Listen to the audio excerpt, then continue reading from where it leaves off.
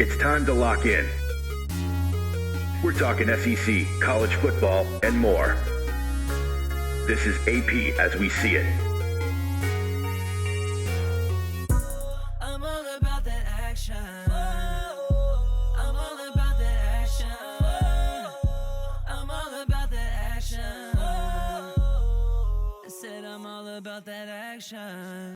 I'm AP Stedham from LA, Lower Alabama. This is AP as we see it, a syndicated weekly 1 hour show dedicated to discussing the Southeastern Conference, college football, always keeping an eye on the national scene and other sports as well.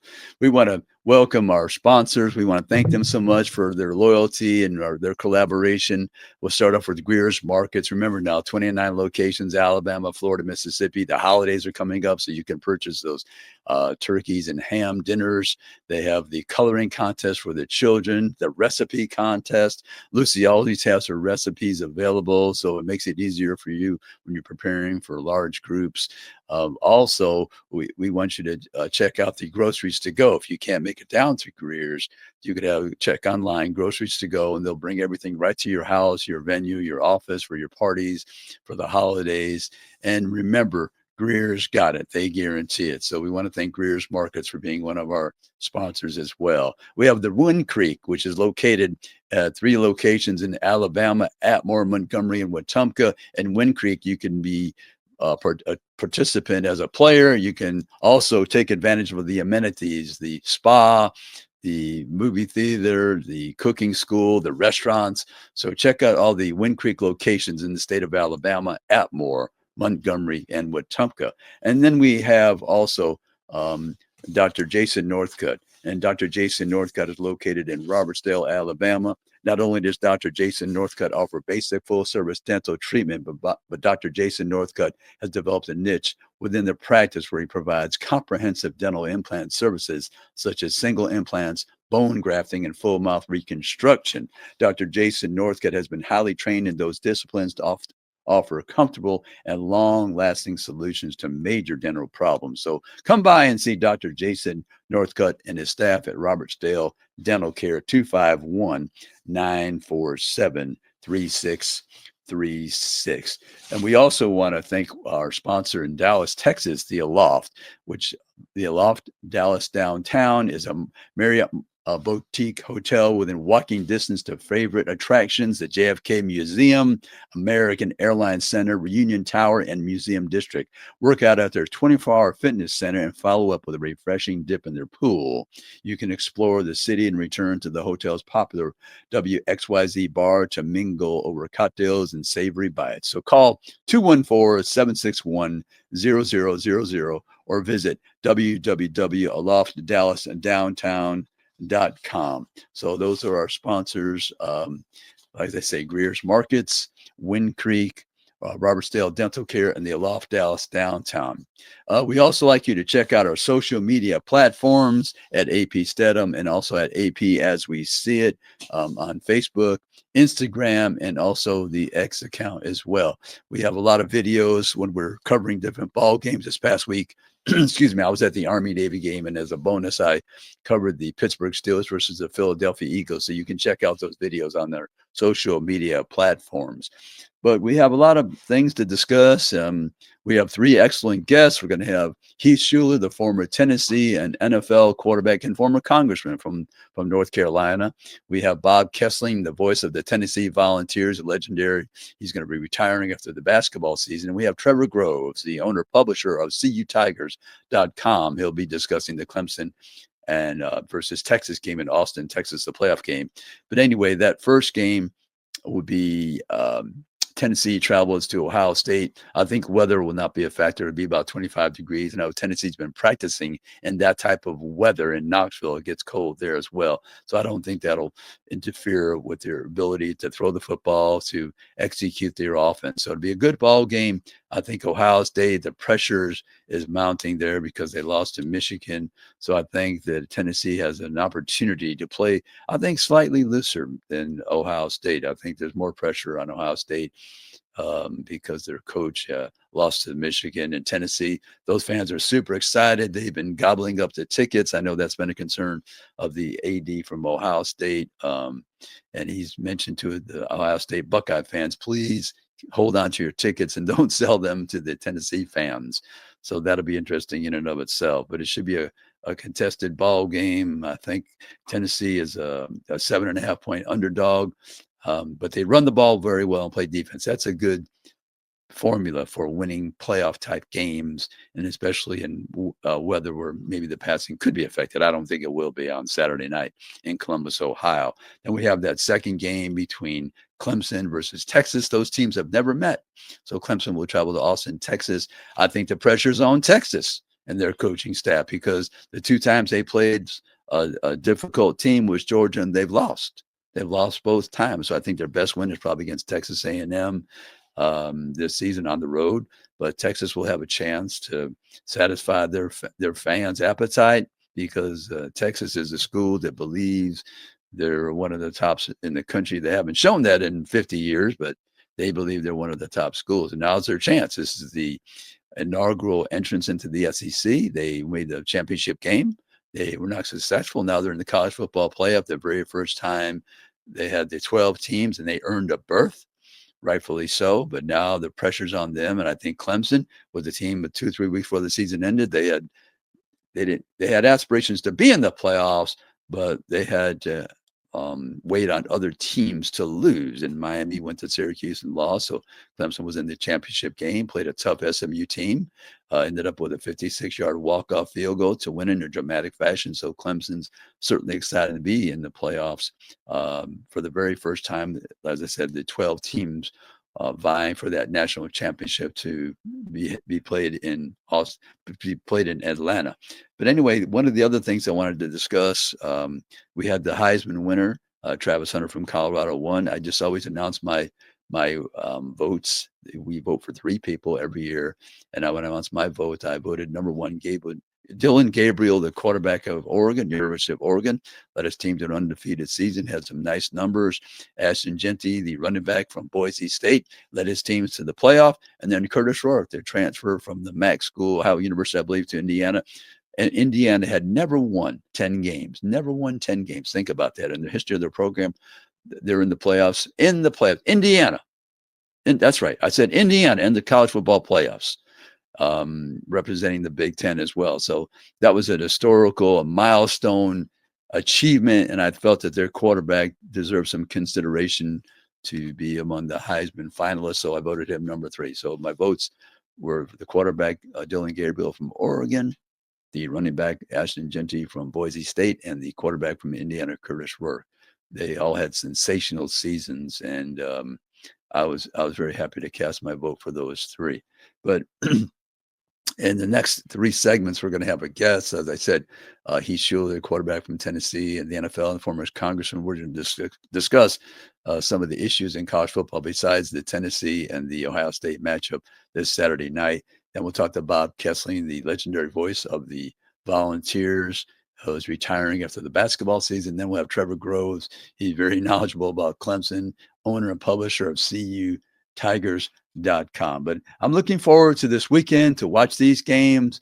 I will be traveling to the West Coast for the holidays and be covering the Rose Bowl game, which is the winner of the Tennessee-Ohio State game. Will play Oregon, the number 1 team in the college football playoff ranking. So we'll be on the West Coast next week.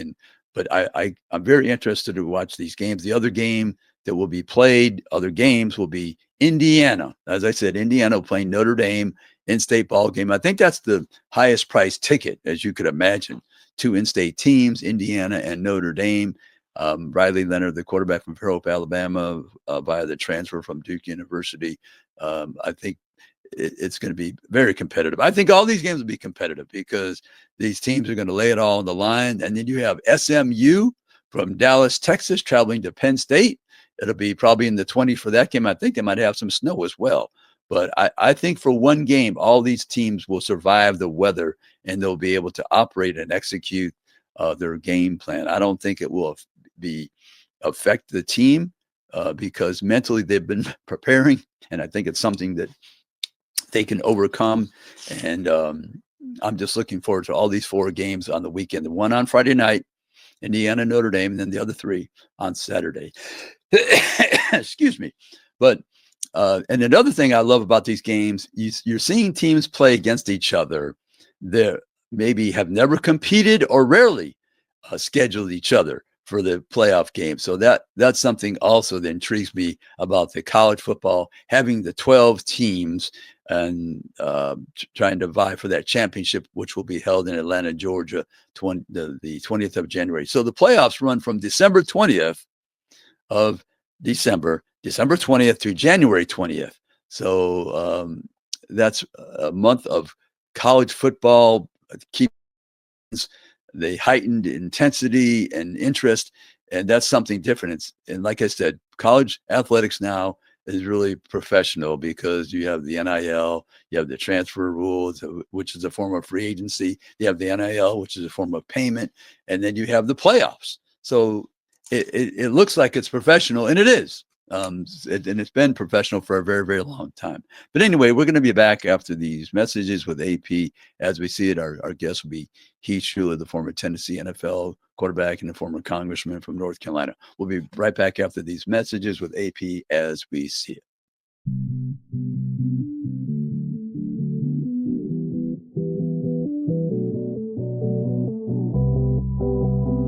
I'm AP Stedham with Dr. Jason Northcutt of Robertsdale Dental Care. AP, not only do we offer basic full-service dental treatment, but I also have developed a niche within the practice where I provide comprehensive dental implant services, such as single implants, bone grafting, and full mouth reconstruction. I've been highly trained in those disciplines to offer comfortable and long-lasting solutions to major dental problems. Come by and see Dr. Jason Northcutt at Robertsdale Dental Care.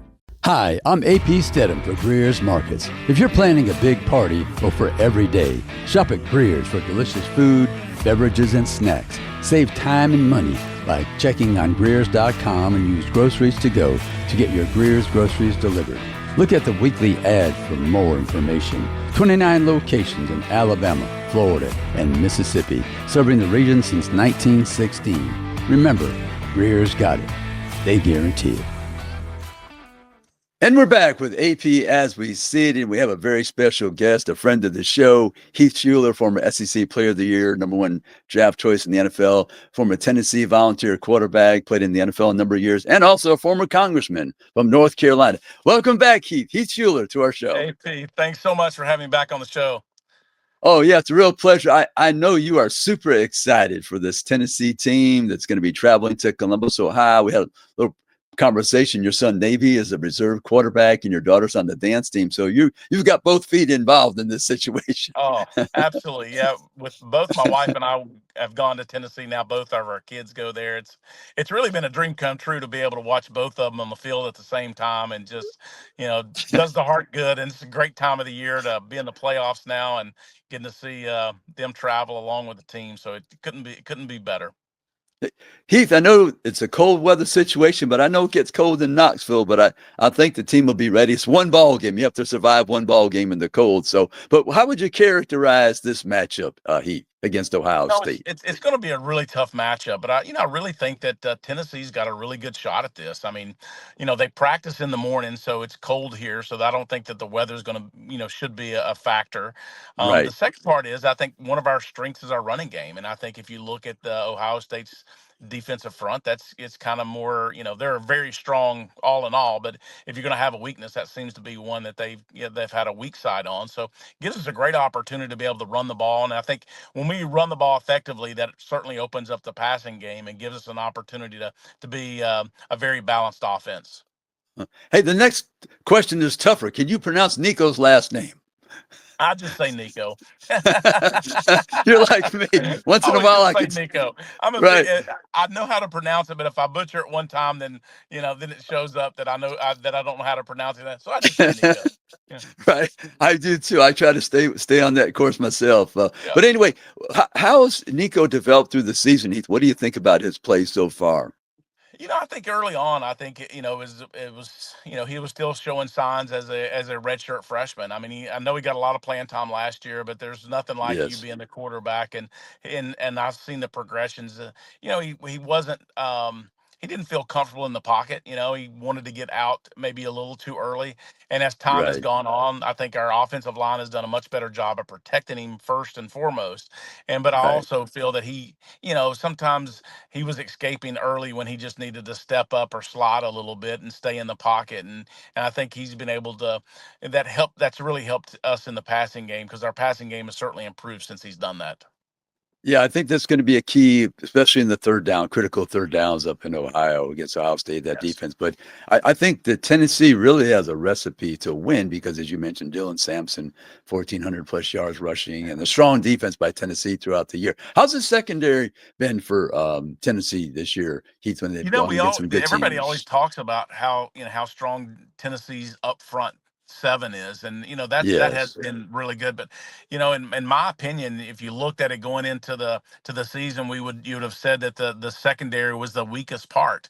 Well, yes. I think it's been actually its strongest part. I think our Hmm. corners have done a fabulous job. I think we've done a really good job at safety, and all in all, anytime you get, I think the defensive front makes obviously the secondary better when you're putting the pressure on the quarterback the way they have. But we we have done a really good job of kind of locking up on receivers and going man to man. So you can't do that without the talented corners that we had. So I certainly believe that the strong spot has really been of the entire team has been our defense, but the shining light has really been our secondary, and they're When going to you be watch, tested. They'll be oh tested yeah, this week with oh some of the best receivers in college ball. I think so. I happened to cover a Ohio State game against Iowa this year, and they had Jeremiah Smith, that sensational freshman receiver, Yes. big and strong and athletic, and the other receiver sensational as well. And I think this game, Ohio State, will be different than they played against Michigan. They're going to try to throw the ball. They did not use the receivers in that game. I Yeah. don't know why, but I think Ryan Day's had a chance to reflect, and I think he's probably going to try to Yeah. attack Tennessee with the passing game as well. Yeah. And I Um, think they'll put McCoy on their best receivers the way, probably McCoy on Smith and should try to lock him in. He did a good job against Alabama. I mean, against Williams. yes. It kind of locking those guys in. He's been our best corner all year long. Yeah. Brew McCoy, the receiver, came over from Southern Cal and Texas. He's been Yeah, a the other mainstay McCoy. for, Yes. Yes. right, the other McCoy, the McCoy's from Tennessee, Yeah. right. He's So been very good for Tennessee as a wide receiver, Brew. unbelievable, unbelievable receiver. I think he's just done a phenomenal job. The best attribute that he provides the team is his leadership. He's done a really good job. I mean, it's kind of funny that there was some question about him coming in. Yes. What type of, what is he going to be like in the locker room? And I will tell you this: there has not been a better player in the locker room than Brew McCoy. He has done a phenomenal job. His leadership and responsibility he's taken. He's a really tough player. He's played with injuries all season long. And he's there at practice. He doesn't miss practice. He's on the field and he's ready to go. He's playing quarterback in the SEC in college football now. It's really a 3 to 5 second situation. What do you do after 3 to 5 seconds in the pocket? Is that a difference from when you played?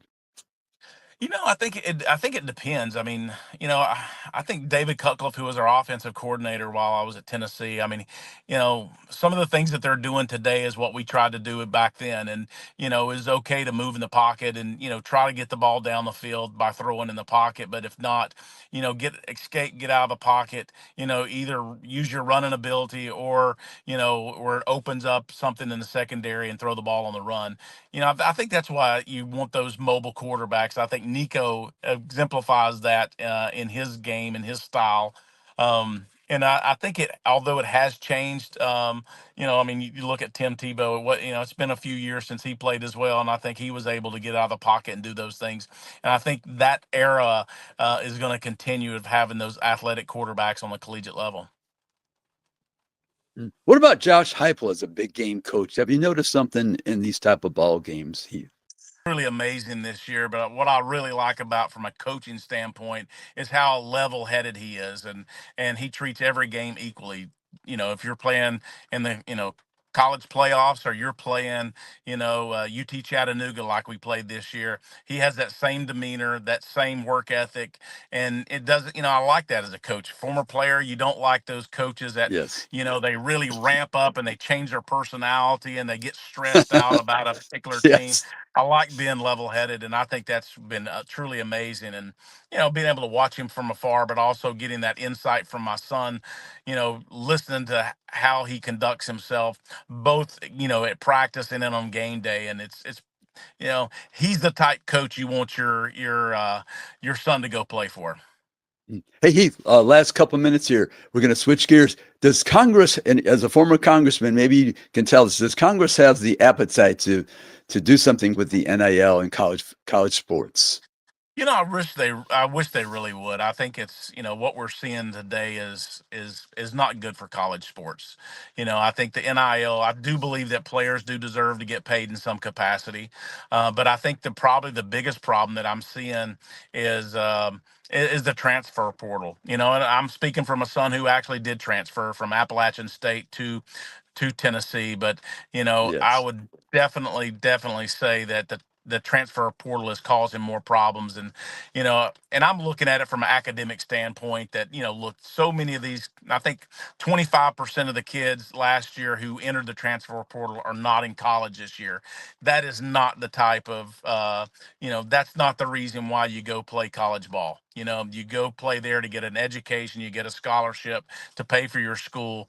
And that is the purpose, and if you get an opportunity to play at the next level, then so be it. But you're talking 1% of the population in college is going to go play in the NFL, get a degree, something that's going to be with you the rest of your life. And, just because you think the grass is greener on the other side and transferring is not always the right case. And, and you mix in with, people bidding on players is just really, it's not the right, the NCAA fell asleep at the wheel, during that process, and they need to fix it. Yeah, the membership has to take command. People always say the NCAA, but they forget that the NCAA is the membership. So how they came up with this scenario, especially the transfer portal, you're in a playoff game, you're in a bowl game, you're hosting recruits, transfers. I don't see how coaches do it. They have to compartmentalize to the nth degree. I mean, unbelievable what they do as especially with this their time. If it staffs. ends up changing and they put a salary cap on it, at least in the NFL, if you look at that, there's a, you get a contract. You have to Yes. abide by the contract. If not, they can let you go, right? If they let you go, you Yes. don't have to pay the money. And with these college kids, what's happening is these coaches are having to recruit them today in high school, recruit them while they're here, and recruit them to stay. And Right. if you're in coaching now, you're trying your best to get to the NFL. The salaries may be good, but the lifestyle and the life that you're having to live and how you're having to cater to 18 to 19-year-olds is that's really, really tough. That would be a very emotional employment Right. if you would Stressful. in today. Very stressful, but that employment would not be the best for your health, I'm sure. Oh, yeah. Hey, we want to thank our guest, Heath Shuler, former Tennessee quarterback, NFL quarterback, former congressman from North Carolina. Thank you so much, Heath, and happy holidays to you and your Thank you family. so much. I appreciate you. Go Vols. Pleasure. I'm AP Stedham. Stay at the Aloft Dallas downtown, a Marriott Boutique Hotel within walking distance to favorite attractions, JFK Museum, American Airlines Center, Reunion Tower, and Museum District. Work out at their 24-hour fitness center and follow up with a refreshing dip in their pool. Explore the city and return to the hotel's popular WXYZ bar to mingle over cocktails and savory bites. Call 214-761-0000 or visit www.aloftdallasdowntown.com. Hi, I'm AP Stedham for Greer's Markets. If you're planning a big party or for every day, shop at Greer's for delicious food, beverages, and snacks. Save time and money by checking on Greers.com and use Groceries to Go to get your Greer's groceries delivered. Look at the weekly ad for more information. 29 locations in Alabama, Florida, and Mississippi, serving the region since 1916. Remember, Greer's got it. They guarantee it. And we're back with AP as we see it, and our very special guest, Bob Kesling, the legendary voice of the Tennessee Vols athletic program. And Bob, we want to congratulate you. I know you're going to be retiring, and it's a real pleasure to always have you on our show. So welcome back to AP as we see it, Bob Kesling, the voice of the Tennessee Volunteers. Thanks. Nice to be with you today. Hey, Bob, I know you're super excited, as I told Heath Shuler, our prior guest, that going to be traveling to Columbus, Ohio. You're an Ohio native. You're going to be broadcasting at the SHU. Does that mean something to you? Yeah, it did. I grew up in Dayton, and my dad was a drum major at Ohio State, and my sister went to Ohio State, one of the distinguished music alums, and she went on to the Metropolitan Opera. So they've got deep ties to Ohio State. And but when it was time for me to go to school, I was recruited to play football at some small schools like Ohio Wesleyan.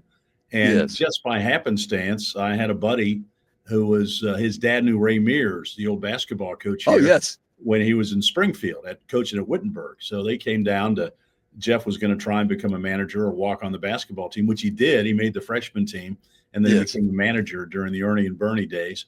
And but I just took the ride with him and came down here to Tennessee and cold called the football office, just said, what does it take to walk on the football team? And the secretary said, well, I don't know. Would you like to talk to Coach Battle? I said, well, yeah. I didn't have a program or a piece of film to even prove I played high school football. Coach Battle was such a class guy, and he welcomed me, and we talked and took me down to the freshman running back room where Kurt Watson and Don McCleary were the freshman running back coaches, great running backs at Tennessee. I remember that. And they put on some film saying, listen, Condridge Holloway is going to be our quarterback next year, and this is what the offense is going to look like. This is what the fullback does. I said, wow, I just couldn't believe they were so nice. And then they took me back down to Coach Battle's office. He handed me a workout sheet and said, if you can get in school, we'd love to have you. And I was just flabbergasted. And so I called my dad, who was, of course, a big-time Buckeye, and he said, well, if you're going to walk on at a big school, you need to go to Ohio State. And I said, well, Dad, it's cheaper for me to go to Tennessee out of state than it is Ohio State in-state.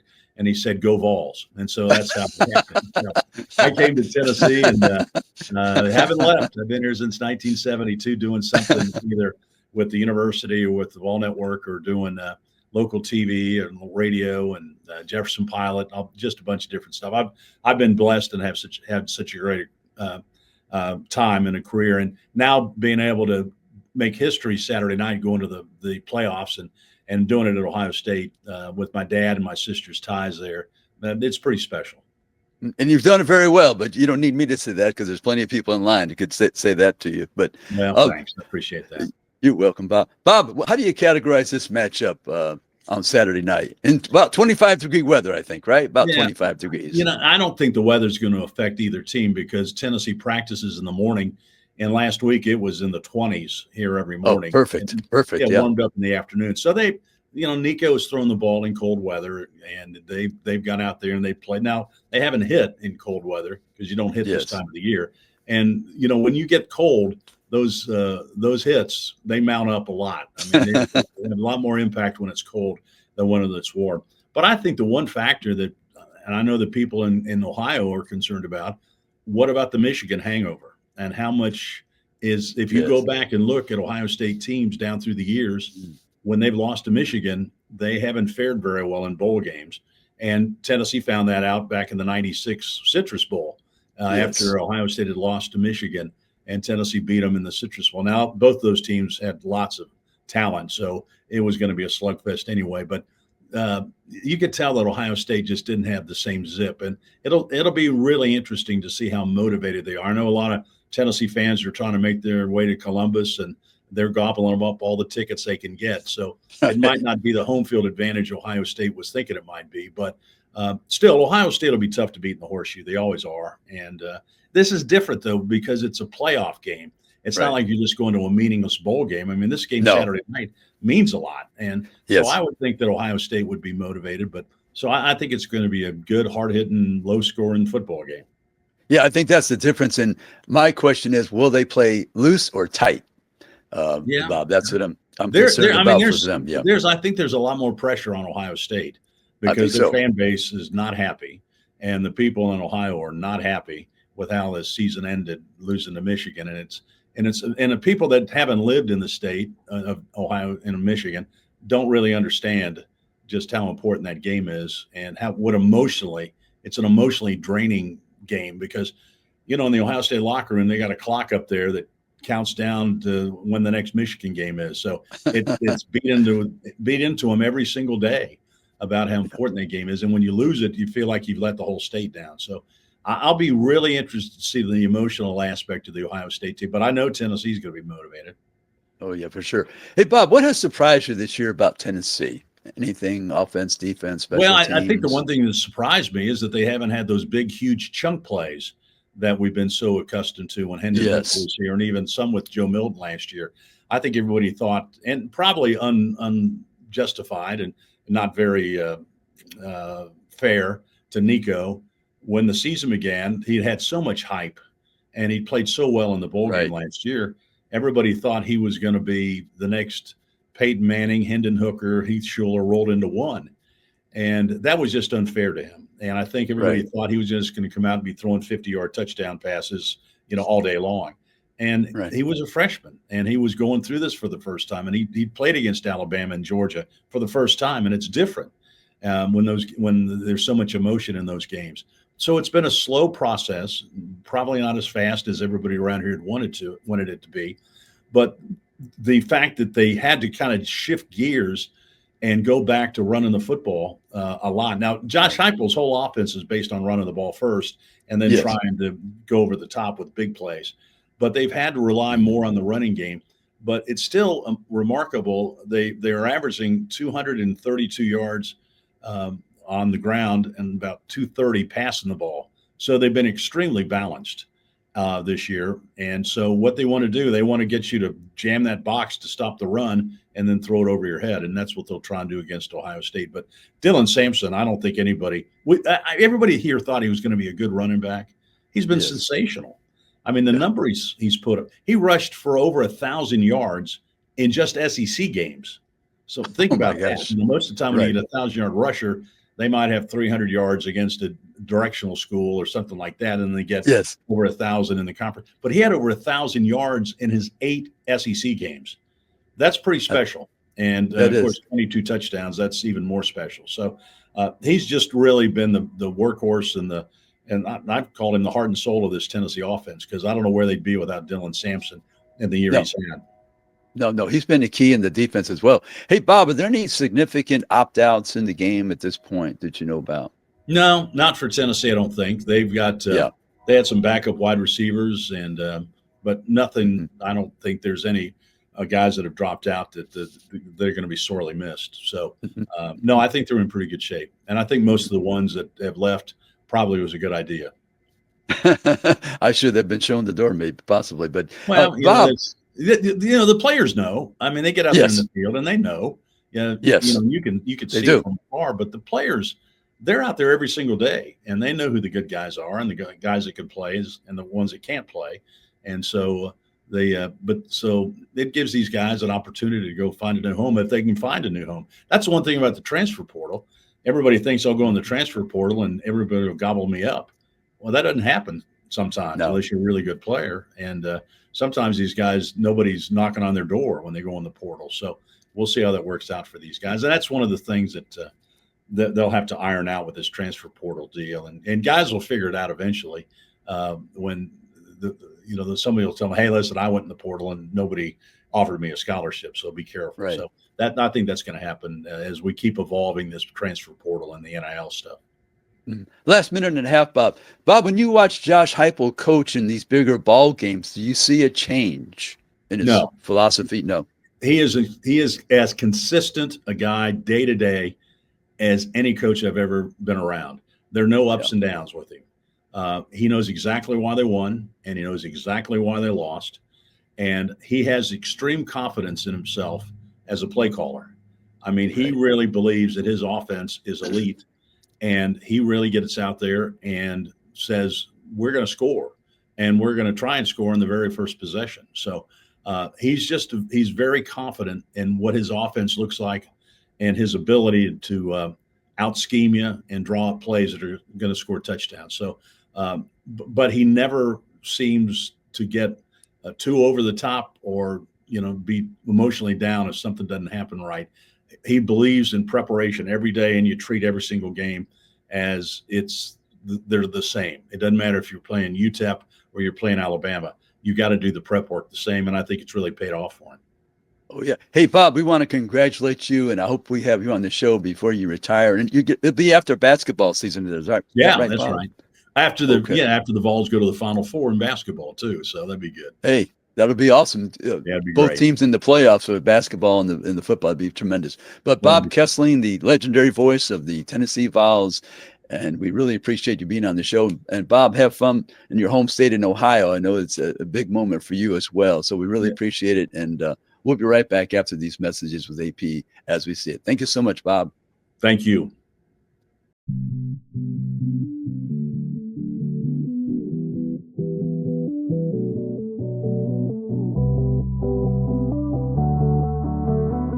Hi, I'm AP Stedham for Greer's Markets. If you're planning a big party or for every day, shop at Greer's for delicious food, beverages, and snacks. Save time and money by checking on Greers.com and use Groceries to Go to get your Greer's groceries delivered. Look at the weekly ad for more information. 29 locations in Alabama, Florida, and Mississippi, serving the region since 1916.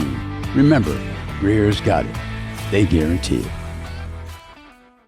I'm AP Stedham with Dr. Jason Northcutt of Robertsdale Dental Care. AP, not only do we offer basic full-service dental treatment, but I also have developed a niche within the practice where I provide comprehensive dental implant services, such as single implants, bone grafting, and full mouth reconstruction. I've been highly trained in those disciplines to offer comfortable and long-lasting solutions to major dental problems. Come by and see Dr. Jason Northcutt at Robertsdale Dental Care. And we're back with AP as we see it, and our very special guest, a friend of the show, Trevor Groves, the owner, publisher of CUTigers.com. Hey, Trevor, welcome back to AP as we see it. Hey, AP, great to see you again, my friend. Oh, awesome. And every year, Clemson is in the playoffs. It seems like, Trevor, you've been having a great run. I think you're the lucky charm, Trevor. Is that true? Well, that's what I used to tell Dabo, because my first 6 years, my first year covering Clemson in the media was 2015, which started that 6-year playoff run. In fact, they won their first 14 games that I covered before losing to Alabama in that championship. So I used to always tell Dabo that I was his lucky rabbit's foot, and he should be giving me some of that money. But these last 3 years, it's doesn't, for most people, that wouldn't be a long drought from the playoff. I mean, you think, my gosh, you think of how many programs have never even made the playoff for Pete's sake. But I think Clemson, the Clemson fan base got spoiled by that run, and so the 3-year drought seemed like an eternity to a lot of Clemson fans. Oh, for sure. Yeah. Hey, Trevor, one thing that I found fascinating about this matchup is it's the very first time these two programs have met. Yeah, absolutely. First all-time meeting, which is amazing when you think of the history of both programs. I mean, Texas is top 5 all time in wins. Clemson, I think, is 13th all time in wins, just past Auburn this season, with over 800 wins now. And so, I don't know how they have somehow managed never to cross paths in a bowl game at some point in the past, but here we are. It's a great venue for the first all time meeting, and one of the two programs is going to have bragging rights. Clemson's the only program in the country that has an all-time winning record against Notre Dame, Ohio State, and Oklahoma. If they beat Texas, I'm not sure we could add Texas that, because one meeting and caveat asterisk with those 3 programs, they played at least 3 games, so it's a decent. It's not just a one-off, Yes, yes. So it's so impressive. Yeah. But if Clemson wins the first meeting with Texas, that would be a pretty big feather in their cap, but it's going to be tough for sure. I mean, having to go on the road and do it in front of that crowd, it's going to be a tough task for sure. Clemson fans, will they try to buy every ticket? I know that Tennessee traveling to Ohio State, that's been a concern by the athletic director from Ohio State, but I know Clemson fans, they travel very well. They're extremely loyal. Oh, absolutely. Clemson fans travel, and I'm not sure if you'll be able to pick them out in the stands between the burnt orange and the Clemson Yes. orange. Actually, technically, I don't know if they changed it, but back in the day, Clemson's official colors were burnt orange and northwestern purple. So Oh my I'm goodness. not, Wow. yeah, I'm not sure if that's still the official as burnt orange, because obviously it's a different shade of orange than Texas, Yes. but yeah, I expect a good crowd from Clemson, but obviously it's going to be they're going to have to give them something to cheer for, and try to take that Texas crowd out of the game, because it's going to be quite an advantage for the Horns. Mhm. I know this is an ACC SEC matchup, and I know the ACC, as always, they love to beat the SEC, so I think that's important Sure. for them. Another intriguing fact for me is the fact that your quarterback, Cade Klubnik, is from Austin, Texas, and he's beaten Quinn Ewers a couple of times in high school. Is that correct? Yep. Yep. Playing in his backyard. That was, in fact, after they beat SMU, I had a feeling that the committee was going to send Clemson to Austin, just for the storyline. But yeah, Cade playing, and of course he's played in Darrell Royal Stadium in high school. In fact, Dabo's the only time Dabo's ever set foot in that stadium was when Cade was a senior in high school. Dabo watched him win a playoff game there. I think it was against Vandergrift. Cade, of course, played for Westlake, storied high school program, won 3 state championships there. But Dabo was in the end zone with Steve Sarkisian watching Cade play in that high school game. So that's pretty cool that was Dabo's first experience there. But obviously, Cade will be in familiar territory. So, that might be somewhat of an advantage, just having that familiarity. But also, I look at the other guys on Clemson's roster from Texas. Bryant Wesco, the amazing true freshman wide receiver who's had a great season. He's from Texas. RJ Mickens, senior captain safety. He's from Texas. Redshirt freshman offensive lineman Harris Sewell, whose uncle, by the way, is Will Kane. I don't know if you're familiar with Will Kane. He's formerly worked for ESPN. Now he's on Fox News as a personality. Okay. But Harris Sewell played high school. Sewell actually played at the Friday Night Lights high school that was featured in that movie. Oh, is it Perriman? Yeah, Perriman? yep. So all those guys are going to be super amped to play in that stadium for sure. Now, there's a transfer from Clemson that plays for Texas, correct? He was a pretty significant player. The transfer, you're talking about the one they just got? I think isn't one play for Texas, Clemson. There's a player that went from Clemson to Texas. That plays for Texas. Yeah, Makuba, right. Makuba, right? That's obviously another storyline. He had an amazing. He was a freshman All-American at Clemson, at safety, but decided that he wanted to go back home. He grew up in Austin, like you said, and it's kind of a surprise, frankly, during his recruitment that he chose Clemson. It was during the COVID period, and Dabo never even got to meet him face to face during his recruitment. But for whatever reason, he just, decided he liked everything about Clemson and wanted to play for Dabo. And like I said, had a great freshman season, but decided to go back home and play for the Horns. And he's had a great season. He's second on the team in tackles and has 4 interceptions and a forced fumble. So he's a big reason that Texas secondary is, arguably the best in the country. That Texas defense as a whole might be the best defense in the country, as a matter of fact. Trevor, line up the stars for me. How can Clemson win? Well, they're going to have to get off to a first and foremost. They're going to have to put together 4 quarters, and like Dabo has said a few times now, they've yet to do that this season. They have not played their best. They've done it for 1 or 2 quarters, or maybe even 3 this season. But for whatever reason, they even before that Louisville loss, they won 6 straight games before the bye and blew everybody out, and it was against, wasn't against the greatest competition, but the offense was, but even in those games, they got off to real fast starts, built a huge, 40 or 50 point lead at halftime, and then took out all the starters for the second half. So even in those games, and then the backups would come in and not do as well. So even in those games, they didn't put together 4 quarters, but they will have to do that to win this game, in my estimation, because Texas is that good. They're a complete team. They've got the huge crowd advantage that we talked about. So Clemson will have to be able to put it, not get off to they'll have to get off to a fast start like they did against SMU in the ACC championship in Charlotte. built up a 17-point lead in that game, which was SMU's biggest deficit of the season. But then they obviously let SMU back into it, and the rest is history. We got the fantastic, thrilling finish that we got. But I think Clemson's going to have to get off to a strong start, both offensively and defensively, kind of mitigate that crowd advantage, kind of take them out of the game. Right. And then if they can do that, then they have to finish, and they can't allow. I mean, even if they get up by 17, which I doubt, they can't let Texas, creep back into it and make it a ball game and get that crowd back involved. So, and they're gonna have to win the turnover margin. I mean, they've done that all season long. They're number 5 in the country in turnover margin. Which is, to me, the biggest difference between this season and last season. I mean, if they did that last season, they were a playoff team.